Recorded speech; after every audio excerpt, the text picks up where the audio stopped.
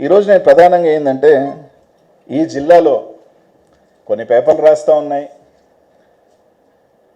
గత ప్రభుత్వంలో ఏ రోజు మైన్ ఓనర్లు కోర్టు ఎక్కల. సార్ మా మైన్లు ఓపెన్ చేయండి అని కోర్టుకు వెళ్ళారు. మైన్ ఓనర్ల కోర్టుకు వెళ్ళారన్న. కోర్టు ఏమిచ్చింది? జనవరిలో కోర్టుకు వెళ్తే ఫిబ్రవరి 10వ తేదీ కల్లా మీరు యాక్షన్ తీసుకొని ఏమన్నా ఉంటే ఓపెన్ చేయండి అంటే అదిగో ఇదిగో అన్నారు. లాస్ట్కి మైన్ ఓనర్లు కంటెంప్ట్కి వెళ్ళారు. మైన్ ఓనర్లు కంటెంప్ట్కి వెళ్ళారు. వైసీపీ ప్రభుత్వంలో కంటెంప్ట్కి వెళ్ళినా, వైసీపీ ప్రభుత్వంలో మైన్ ఓనర్లు నిజంగా మేము దోపిడీలు చేస్తుంటే, మేము అక్రమాలు చేసుకుంటే మైన్ ఓనర్లు ఎక్కడా పోలా. ఫెమి అంటే ఒక మినరల్ ఇది association, federation of mineral industry, FIMI ఇండియాకి సంబంధించిన వాళ్ళు ఒక లెటర్ రాశారు. వేలాది మంది జీవితం కోల్పోతున్నారు, మైన్లు ఓపెన్ చేయలేకుండా మేము డెడ్ రెంట్ కట్టుకోవాల్సి వస్తుంది, మేము బాడుగలు కట్టుకోవాల్సి వస్తున్నాం, దయచేసి ఓపెన్ చేయమని చెప్పి ఫెమి ఒక లెటర్ రాసింది. మైనింగ్ సెక్రటరీ కాంతారావు గారిని కలిశారు. ఇది కాకుండా ట్విట్టర్లో ఈ రాష్ట్ర ముఖ్యమంత్రిని ట్యాగ్ చేస్తూ రాసిన వార్తలు ఇవన్నీ కూడా ట్విట్టర్లో. ఈరోజు మీరు పర్మిట్లు ఇవ్వటం వల్ల లేకపోవటం వల్ల ఎంత నష్టం వచ్చింది, ఏ విధంగా మీరు మైనింగ్ సెక్టర్ని ఇబ్బంది పెట్టి ఎంతోమంది జీవితాలు నష్టమైపోతున్నాయి అని చెప్పి ఈరోజు మీరు అవన్నీ కూడా ఫెమి రాసిన లెటర్లు అవన్నీ ట్వీట్స్ ఇవన్నీ మీరు చూడండి అన్న. ఏది కూడా అనిల్ కుమార్ యాదవ్ ఒకరి మీద బురద జల్లే కార్యక్రమము, ఏడకొచ్చి ఇంకొకరి మీద బురద జల్లే కార్యక్రమము నేను చేయట్లా. ఇది అన్నీ కూడా రికార్డెడ్ ఎవిడెన్సెస్. ఇవన్నీ కూడా ఇదే కాకుండా మందాకృష్ణ గారు సంబంధించిన ఒక మాదిగ రిజర్వేషన్ పోరాట సమితి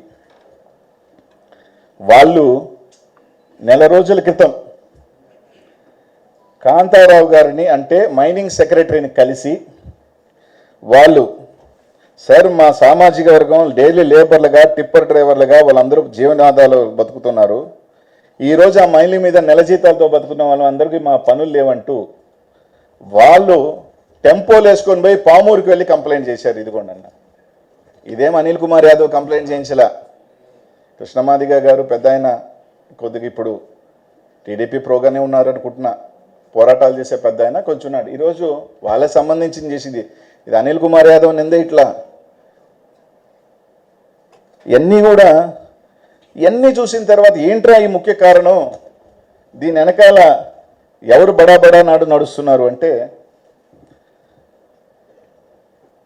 ఒకసారి ఫోటో, నాకేమి ఎవరి మీద వ్యక్తిగతం లేదబ్బా, ఉన్న ఫ్యాక్ట్స్ ఏదైనా కానీ ఫోటో ఫోటో పెట్టమ్మా పైన. సార్ నెల్లూరు ఎంపీ గారు వేమిరెడ్డి ప్రభాకర్ రెడ్డి గారు పెద్దలు, మా జిల్లా అంతా కూడా ఆయన్ని దానకర్ణులు రకరకాలు అంటుంటారు అనుకోండి, ఆయన పెద్దల్ని కలిశారు మైనింగ్ వాళ్ళందరూ. నాకు తెలిసి సెప్టెంబర్లోనో అక్టోబర్లోనో కలిసినట్టున్నారు దాదాపు వీళ్ళందరూ మైనింగ్ వాళ్ళు. నాకు తెలిసి మైనింగ్ వాళ్ళు కలిసి సార్ మా ఓపెన్ చేయండి మేము ఇబ్బంది పడుతున్నాం అని రకరకాలు అడిగినప్పుడు ఆయన చెప్పిన మాటలు, ఈ కొంతమంది మైన్ వాళ్ళు నాకు చెప్పిన మాటలబ్బా, నాకు తెలుసు మైనింగ్ కష్టాలు, నాకు తెలుసు మైనింగ్ ఇబ్బందులు ఏంటో, నాకు అసలు సంబంధమే లేదు దీంట్లో, ఈ రకరకాల పేపర్లో వస్తున్న వార్తలకి ఎలా వస్తున్నాయో నాకు తెలీదు, కొంతమంది నా ప్రత్యర్థులు రాయిస్తున్నట్టున్నారు నా మీద వరవలేక, ఇప్పుడే నేను మంత్రి గారికి ఫోన్ చేసి చెప్తాను మీ ఓపెన్ చేయమని చెప్పి, కాబట్టి మీకు ఎటువంటి ఇది లేదు, కాబట్టి మీరు ధైర్యంగా వెళ్ళండి మిమ్మల్ని అండగా ఉంటాను అని చెప్పాడు ఆయన ఎంపీ గారు.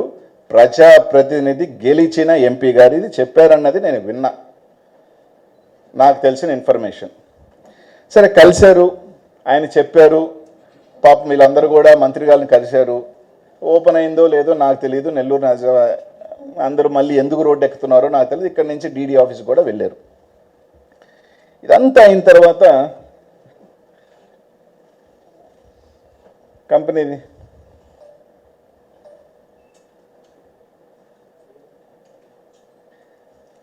Lakshmi quartz sand private limited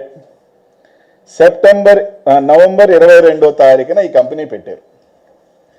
నాకు వ్యాపారం అంటే దీని మీద నాకు సంబంధం లేదు, నాకు మక్కువ లేదు, అసలు ఇదంటే నాకు తెలియదు, మీరు ధైర్యంగా పోండి ఓపెన్ చేసుకోమని చెప్పిన పెద్ద ఆయన ఆ కంపెనీలో ఒక డైరెక్టర్ వేమిరెడ్డి ప్రభాకర్ రెడ్డి గారు. మీరు చూడండి సార్, కొంచెం పైకి ఎత్తమ్మా పేరు, మీ పేరు అదేమో కింద అంటే పైకి జూమ్ కింద ఇంకా పైకి రాని.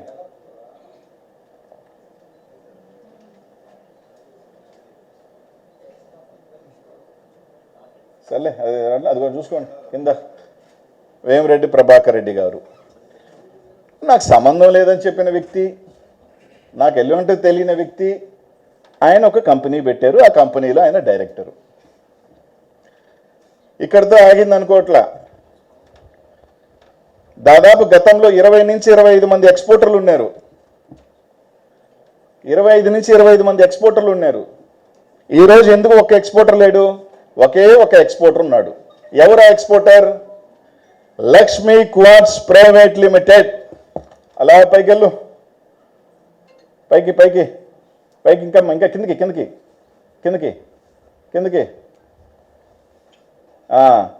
మీరు చూడండి అబ్బా, ఒకే ఒక కంపెనీ ఎక్స్పోర్ట్ చేసింది, లక్ష్మీ క్వార్ట్జ్ ప్రైవేట్ లిమిటెడ్. దీని తర్వాత ఏమనుకున్నారో ఏమో, ఒరే డైరెక్ట్గా పేర్లు పెడితే ఇబ్బంది పడతారు అనుకున్నారేమో, ఇంకొక సిస్టర్ కంపెనీని ఓపెన్ చేశారు. ఫినీ లిమిటెడ్ అని ఒకటి ఓపెన్ చేశారు. ఫినీ క్వార్ట్జ్ పైకి. ఈ ఫినీ క్వార్ట్జ్లో విజయ్ కుమార్ రెడ్డి, ఈయన ఎవరో నేను చెప్పాల్సిన అవసరం లేదు, పత్రికా విలేకరు అందరికీ తెలుసు ఆయన ఎవరింట్లో ఉంటాడో ఎప్పుడు ఉంటాడో అని. విజయ్ కుమార్ రెడ్డి ఎవరింట్లో ఉంటాడో, ఎవరి దగ్గర ఉంటాడో, ఎవరికి చాలా ముఖ్యస్తుడో నేను చెప్పాల్సిన అవసరం లేదన్నా, మీ అందరూ ఎంక్వైరీ చేసుకోవచ్చు. మన్నెమాల విజయ్ కుమార్ రెడ్డి ఎవరు అనేది. అలాగే పైకి కిందకి తీరా చూస్తే మళ్ళీ ఎవరు ఎక్స్పోర్ట్ చేశారు అంటే ఒకే ఒకరు ఎక్స్పోర్ట్ చేశారు, అది ఫినీ క్వార్ట్జ్. అంటే గత 4 నెలలుగా చేసింది ఎవరు అంటే లక్ష్మీ క్వార్ట్జ్, ఫినీ క్వార్ట్జ్. వీళ్ళ తప్ప ఎందుకు ఇంకొక ఎక్స్పోర్టర్ చేయలేకపోయాడు? ఎందుకు మైన్స్ ఓపెన్ కావట్లేదు? ఇది నేను కాదు, ఏ మైన్ ఓనర్ని అడిగినా చెప్తాడు. నాకు తప్ప, మాకు తప్ప మీరెవరికి ఎక్స్పోర్ట్ చేసేదానికి లేదు. ఎవరు చేసినా మా కంపెనీ ద్వారానే చెయ్యాలి, లేకపోతే మీ మైన్స్ ఓపెన్ చేయము అనే ఒక హుకుం జారీ చేయబట్టి వాళ్ళకి సరెండర్ అయిన వాళ్ళు ఇచ్చిన మెటీరియలే వీళ్ళ ద్వారా పోయింది. వాళ్ళకి సరెండర్ కాని వాళ్ళు మైన్స్ని ఓపెన్ చేయలేదు. వాళ్ళకి సంబంధించిన మైన్స్ని, నెల్లూరుకి ఒక చరిత్ర వెంకటగిరి రాజాలంటే, విఆర్సీ దగ్గర నుంచి అనేక సంస్థల్ని దానం చేసిన కుటుంబం వెంకటగిరి రాజాలది. ఒక పెద్ద మనిషి, ఆయన మైను పాపం ఎక్కని గుమ్మం లేదు, పాపం ఆయన అడగని వాళ్ళు లేదు. మైను ఓపెన్ చేయండి, లేక వల్ల చాలామంది ఇబ్బందులు పడుతూ ఉన్నారు. మేము కావాలంటే 10 నెలలు కాబట్టి 2 సంవత్సరాలు కాబట్టి ఖాళీగా ఉండగలుగుతాం, కానీ మా మైన్ మీద బతికే కూలీలు, పని వాళ్ళు ఇబ్బంది పడుతున్నారని అడగని ఇది లేదు పాపం. వెంకటగిరి రాజాలకి సంబంధించిన ఇదే మీరు ఇచ్చే గౌరవం. సరే, ఆయన ఎవరిని కలిసినప్పుడు ఏం జరిగింది అవన్నీ నేను మాట్లాడదలుచుకోవట్లేదు, ఎందుకంటే పర్సనల్స్. ఎందుకంటే ఒకరి మీద వేగ్గా కాగితం లేకుండా నేనేది మాట్లాడదలుచుకోవట్లేదు. ఇక్కడ ఏది మాట్లాడినా ప్రతిదీ కాగితం చూపించి మాట్లాడుతా ఉన్నా. ఎందుకు 20-30 ఎక్స్పోర్టర్లు ఉన్న వాళ్ళు ఈరోజు కేవలం 2కే పరిమితం అయ్యారు, అది కూడా అధికార పార్టీకి సంబంధించిన ఎంపీకి సంబంధించిన వాళ్ళు. ఇది కాదా వాస్తవం? కోర్టుకు వెళ్లాల్సిన అవసరం ఏమొచ్చింది? రోడ్డులు తిరగాల్సిన అవసరం ఏమొచ్చింది? గతంలో అనిల్ కుమార్ యాదవ్ మీద చేశాడు అంటాడు. ఏ ఒక్క మైన్ ఓనర్ దగ్గర కన్నా వెళ్ళి అనిల్ కుమార్ యాదవ్ వల్ల మీరు ఇబ్బంది పడ్డారా, అనిల్ కుమార్ యాదవ్ మిమ్మల్ని ఇబ్బంది పెట్టాడా అని ఒక్క మైన్ ఓనర్ని చెప్పమనండి. ఇది జరుగుతున్నదల్లా నగ్న సత్యం కాదా అని అడుగుతా ఉన్నానన్న. ఇన్ని మాట్లాడుతున్నారు మీరు, ఒక పక్క కేసు కట్టి మీరు సత్య హరిశ్చంద్రులను మాట్లాడుతున్న మీరు, ఇంకా కూడా చాలా ఉంది, ఇక్కడ తాగలేదు. ఇది మీరు అందరూ చూసినారు. సరే, దీంట్లో మైన్ ఓనర్ని బెదిరించడం, భయపెట్టడం, మాకు ఈకపోతే ఓపెన్ చేయమని చెప్పటం, వాళ్ళ పాపం 10 నెలల నుంచి ఇబ్బంది పెట్టడం, వాళ్ళ మీద బరిగే వేలాదిక మంది కూలి వాళ్ళు, లేబర్ల ఉసురు తగలుతుంది. ఆయనకి 5,000 కోట్లు ఉందా, 10,000 కోట్లు ఉందా, 3,000 కోట్లు ఉందా నాకు తెలియదు. కానీ ఒకటి మాత్రం చెప్పగలుగుతున్నా, దీని ద్వారా నీకు ఎంత వస్తుందో నాకు తెలియదు. కానన్నా ఒకటి మాత్రం గుర్తుపెట్టుకోండి, ఇన్ని నెలలుగా పనులు లేక అల్లాడిపోతున్న పేదవాడి ఉసురు మాత్రం తప్పకుండా అది మీకు మంచిది కాదు. దయచేసి మీరు కక్ష తీర్చుకుంటుంది ఆ మైన్ ఓనర్ల మీద కాదు, ఆ మైన్ మీద బతుకుతున్న కూలి వాళ్ళ మీద, లేబర్ మీద, కార్మికుల మీద మాత్రం గుర్తుపెట్టుకోమని మాత్రం తెలియజేస్తున్నా. ఓపెన్ చేస్తారా, ఓపెన్ చేయరా అనేది తర్వాత ఇది, కానీ ఎక్స్పోజ్ చేయాల్సిన బాధ్యత మా మీద. రకరకాలు చెప్పినప్పుడు మీరు ఇంత విధంగా ఈ విధంగా దౌర్జన్యాలు చేస్తూ ఉన్నప్పుడు ఇక్కడితో పోలేదన్నా, ఇంకా ఉంది. మా గవర్నమెంట్లు ట్రాన్సిషన్ పీరియడ్లో 250 కోట్లు ఫైన్లు వేసినారు కదా. వేసిన తర్వాత కొన్ని 3-4 మైన్లు చెప్తా. మామూలుగా సెంట్రల్ గవర్నమెంట్ యాక్ట్ ప్రకారం అది మేజర్ మినరల్ అయిన తర్వాత 50 ఇయర్స్ దాటిన తర్వాత ఏ మినరల్కైనా ఏ మైన్కైనా లీజ్ పరిమితి అయిపోతుంది. అది ఆటోమేటిక్గా గవర్నమెంట్ ల్యాండ్ కింద పరిగణిస్తారు. ఈరోజు మీరు తీస్తే ఒక శోభారాణి మైను, ఆ మైన్కి 32 కోట్లు ఫైన్ వేశారు. ఆ మైన్కి 32 కోట్లు ఫైన్ వేసితే అది 55 సంవత్సరాల కాలమరిమి దాటిపోయింది. 32 కోట్ల రూపాయలు ఫైన్ వేశారు. రైట్, ఫైన్ వేశారు. తర్వాత ఆయన కోర్టుకు వెళ్ళాడా, స్టే తెచ్చుకున్నాడా, బాగానే ఉంది. ఆ మైన్ ముందు వెంకటగిరి ఎమ్మెల్యే గారు ప్రెస్ మీట్ పెట్టి, మీరు అందరూ కూడా చూస్తుంటారు, ఈ మైన్ ఇల్లీగల్ మైను, ఈ మైన్లో జరుగుతుందని కూడా వెంకటగిరి ఎమ్మెల్యే గారు ప్రెస్ మీట్ కూడా పెట్టారు. ఆ మైన్కి సంబంధించి మీకు చాలా గమ్మత్తు, మా డీడీ గారు, నేను చెప్పకూడదు కానీ ఇప్పుడు కొన్ని చూపించాల్సిన పరిస్థితి కూడా ఉంది కాబట్టి, మా డీడీ గారు, నాయక్ గారు ఎలా పెరిగిందో నాకు తెలియదు. పైకి పో, పైకి పో, ఇంకా కిందకి, అది పైకి పో, పైకి, కిందకి, ఇంకా ఇంకా పైకి, పైకమ్మా, కిందకి కిందకి కిందకి కిందకి కిందకి కిందకి కిందకి రా, కిందకి రా, కిందకి, కిందకి రా, ఇంకా కిందకి రా. మా డీడీ గారు అసలు ఇది చాలా గమ్మత్తు అయింది, చూడాలి అందరూ. ఏది కూడా నేను వితౌట్ పేపర్, వాళ్ళు ఇచ్చిన కాగితాలే. పంచనామా రాసి 22/5/2024 మేలో పంచనామా రాసి ఫైన్ వేసేటప్పుడు 38,000 టన్నులు ఉన్నదని రాశాడు. మేలో 38,000 టన్నులు ఉంది ఈ మైన్లో. పంచనామా రాశారు, ఎంఆర్ఓ గారు, ఆర్ఐ గారు, డీడీలు అందరూ కూర్చొని పంచనామా రాశారు. 38,000 అని రాశారు. సైడ్కి పోనీ, సైడ్కి జూమ్ చేయాల్సిన అవసరం లేదబ్బా, బ్యాక్ సైడ్కి రా. ఇందాక పేపర్ 35,000 అని రాశాడు. తర్వాత కరెక్ట్గా 7 నెలల్లో మైనింగ్ జరగల, ఇల్లీగల్ మైన్ అన్నారు, మైనింగ్ జరగల. 33,000 కాస్త ఎంత అయిందో చూసారా, 1,20,000 టన్నులు అయింది. 33,000 టన్నులు 1,20,000 టన్నులు అయింది. అంటే 90,000 టన్నులు ఎవడు మైనింగ్ చేసినాడు? పైన నుంచి ఏమైనా తీసుకొచ్చి చేశారా? ఏమైనా పెట్టారు ఆ లెటర్లో? ఏమైనా పెట్టారంటే దీంట్లో 1,20,000 టన్నులు ఉన్నాయి, పర్మిట్లు ఇవ్వండి అని పెట్టారు. అంటే 33,000 పంచనామా కాస్త పర్మిట్లు దొబ్బేటప్పుడు మాత్రం 1,20,000 టన్నులు దొబ్బేసి, పర్మిట్లు దొబ్బేసి కొట్టేద్దాం అనుకున్నారు. సరే, మా డిఎంజీ గారు తెలివిగా కింద ఒక క్లాజ్ పెట్టారు. ఈ పర్మిట్లకు సంబంధించి మీరు సెంట్రల్ గవర్నమెంట్ తీసుకున్న తర్వాత 12(1)GG కింద మీరు ఇవ్వండి అని చెప్పారు. అవకాశం ఉంటే పరిశీలించండి అని చెప్పారు. 12(1)GG అంటే ఏంటి? మైన్ కాలపరిమితి అయిన తర్వాత 6 నెలల లోపల ఉన్న మెటీరియల్ తీసుకునేదానికి, మిషనరీ తీసుకునేదానికి దాని ఒక ఇది. కానీ ఈ మైన్లో ఇప్పుడు ఎన్ని సంవత్సరాలు అయింది? 5 సంవత్సరాలు అయింది. 5 సంవత్సరాలు కూడా కాదు, ఈ మైన్ని సాక్షాత్తు డిఎంజీ గారు రిజెక్ట్ చేసేసినారు. ఈ గవర్నమెంట్లో